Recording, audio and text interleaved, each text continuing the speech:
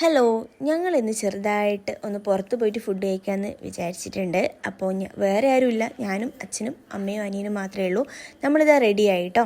അങ്ങനെ കുറേ കാലമായി നമ്മൾ പുറത്തൊന്നും പോയി ഫുഡ് കഴിക്കാത്ത. അപ്പോൾ നമ്മളിന്ന് അങ്ങോട്ടേക്ക് പോവാണ്. ഇവിടെ അടുത്തുള്ള ഷോപ്പ് തന്നെയാണ്, പോത്തിൻചോട്ടിലുള്ള ലൈവ് എന്ന് പറഞ്ഞ കടയുണ്ട്, അങ്ങോട്ടേക്കാണ് പോകുന്നത്. അങ്ങനെ ഞാനും അച്ഛനും അമ്മയും കൂടെ ലൈവിലെത്തി. നമുക്ക് കൈയെല്ലാം കഴുകി അവിടെ ഇരിക്കുകയാണ്.